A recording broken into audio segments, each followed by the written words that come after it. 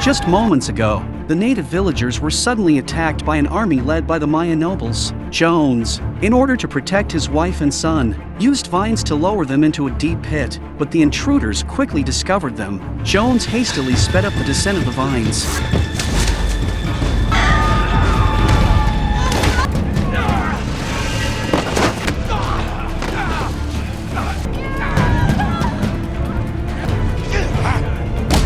For the moment, his wife and child were safe, but his people were still in danger. Jones had to help his tribe resist the invaders. He promised his wife he would return for them. Then he tied off the vines and quickly joined the fight.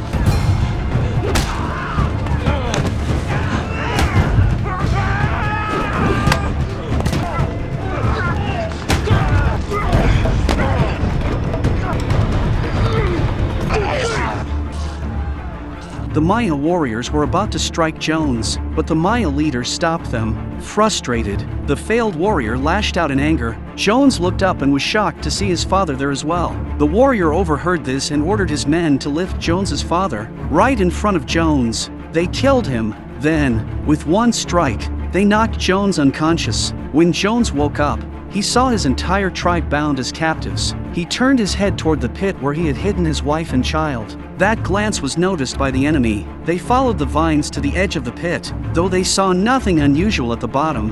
One of them picked up a heavy stone and tossed it down. The mother quickly covered the boy's mouth, not daring to make a sound. Before leaving, the enemy even cut the vines leading into the pit. As Jones was taken away as a captive, he watched the vines fall. He silently vowed he would return to rescue his wife and child. They marched through dense forests. They crossed rushing rivers. When they passed a large road, a giant tree suddenly fell. Fortunately, no one was hurt. Soon, they were forced into the Maya Empire's hell on earth. Here, captives worked endlessly, like machines. It wasn't rare to see them collapse, even coughing up blood. Next, they were taken to the slave market. The women smeared the men with blue paint, and the captured women were treated as objects to be sold. Soon after, Jones was brought before an altar. A severed head rolled down from the top. The crowd erupted in cheers. To appease the wrath of the serpent god, the high priest grabbed a captive and pressed him onto the altar. With one strike, he opened his body. He raised the heart high to show the people. Next in line was Jones. He lay on the altar, hopeless. Just as the high priest was about to strike, a solar eclipse appeared in the sky. The Maya, who believed deeply in the gods, were terrified. They thought they had angered the heavens. The high priest quickly calmed the crowd. The gods have drunk their fill of blood. They need no more sacrifices. They will drive away the plague and bring back the light. As the sun slowly reappeared, the crowd believed his words and cheered once again. By sheer luck, Jones had escaped death. After that, Jones was taken to a training ground. The Maya opened a weapons chest. They chose a weapon and handed it to a boy. The boy sprinted across the field. He untied the ropes binding one of the captives. Then he announced the rules. If you can escape our attacks, you will regain your freedom and return to the forest. As the captives began to run, the hunters were already in place.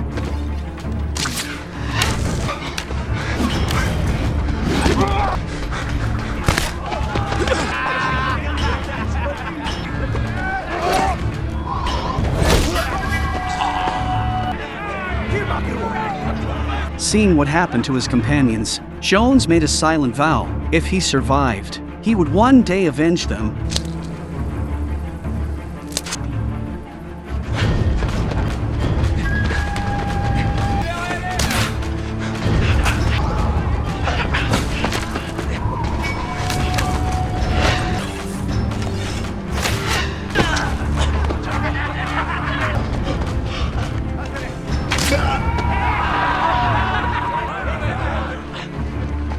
The Maya leader drew his bow and quickly released an arrow. Then the leader's son entered the field to finish the job. Jones seized the chance, snapping the arrowhead. He blocked a dagger with one hand and used the arrowhead to fight back. From a distance, the the leader sensed something was wrong. Within moments, his son staggered and collapsed. The leader could not believe that his own son had been killed by Jones. Furious, he charged forward. The Maya warriors hurled their weapons. Jones, wounded, pulled a short blade from his back. Dragging his injured body, he fled into the cornfield. The Maya warriors all rushed into the field to hunt him down. Breathless, Jones stumbled into the primeval forest. As he paused to catch his breath, he spotted a towering tree. To escape the Mayans on his trail, he quickly climbed up. Blood streamed from his wound, leaving him unsure if he could survive the day. The Mayan hunters soon arrived in the area. Jones bit back the pain, not daring to make a sound, but blood trickled down the branches, dripping onto the leaves. One drop fell on the back of a passing Mayan. Fortunately, he didn't notice, allowing Jones to escape death by a hair. Jones raised his head and froze. A black panther was glaring at him from above. He turned and confirmed his worst fear, an adult panther, eyes locked on him, ready to strike.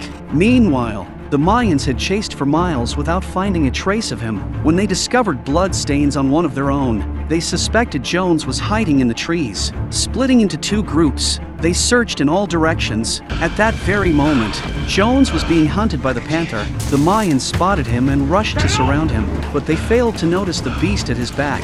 As Jones fled, the panther leapt not at him, but at the Mayans, taking them as prey. Jones seized the chance to escape.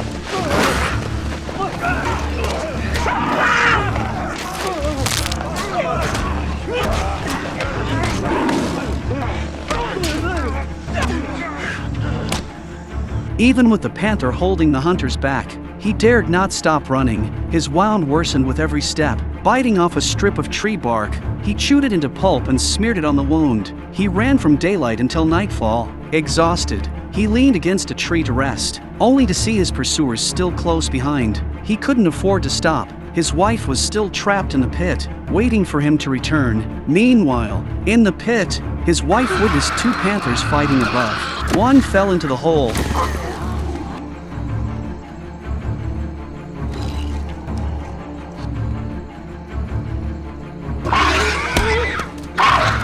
To protect her child, she grabbed a stone and struck it again and again. By sheer luck, the panther was killed. Mother and child narrowly survived. Back in the forest, Jones pressed on, but the resin he had smeared on branches was discovered by the Mayans. Just as one of them called for his companions, a venomous snake bit him in the neck. The leader, knowing he wouldn't survive, abandoned him without hesitation. Soon, Jones was overtaken.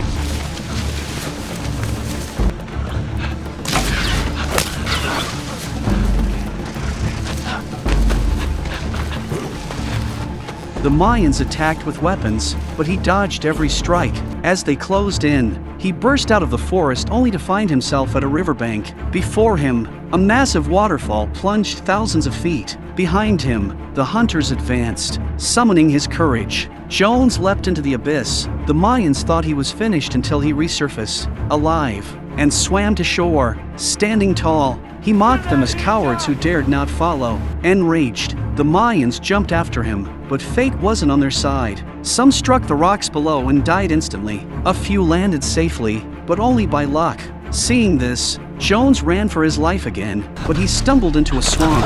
Clutching at a vine, he tried to pull himself out, but it snapped under his weight.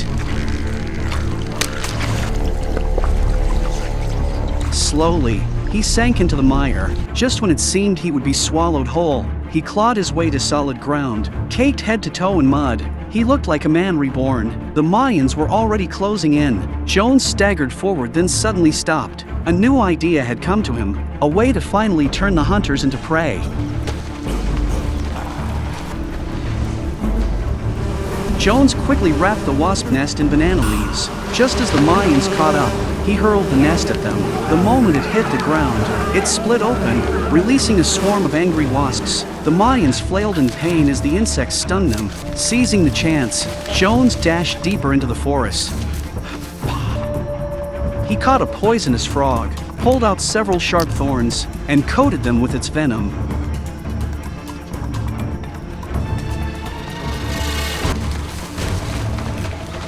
Then he smeared mud on a tree to lure his enemies in. Circling the area, he returned to his starting point. When everything was ready, Jones hid in the tall grass, waiting for the Mayans to appear. Before long, the Mayans spotted Jones's trail. One by one, they followed it into the forest. Jones rolled a leaf into a tube and blew a poison dart at a lone Mayan.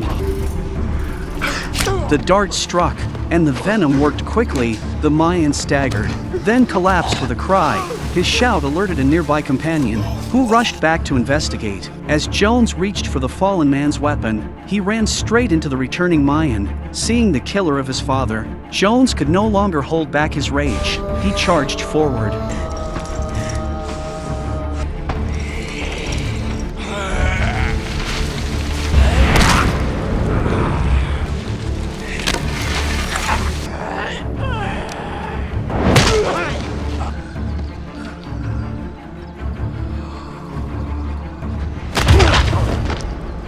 At that moment, a heavy rain began to fall. Jones remembered that his wife was still trapped in the pit, her life in danger. He raced back with all his strength. By now, the water had already risen to her waist. Jones wanted to pull her out immediately, but the Mayans were closing in fast. He had no choice but to draw them away.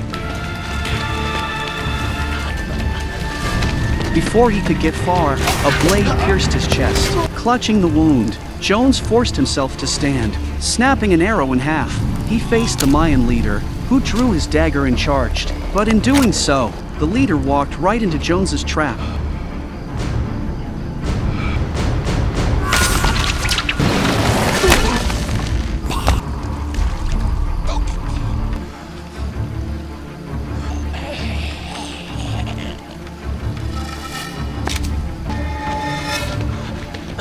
Two more Mayans rushed after him. Jones ran for the shore, though his body was failing. Strangely, his pursuers also came to a halt. All of them were stunned by the sight before their eyes. Out on the ocean, an enormous ship appeared unlike anything they had ever seen. A smaller boat was already rowing toward the beach. Forgetting Jones, the Mayans headed straight for the strangers. Taking advantage of the moment, Jones stumbled back to save his wife. When he reached the pit, he found her safe and holding their newborn child. As the storm passed and the skies cleared, Jones led his family back into the safety of the deep forest.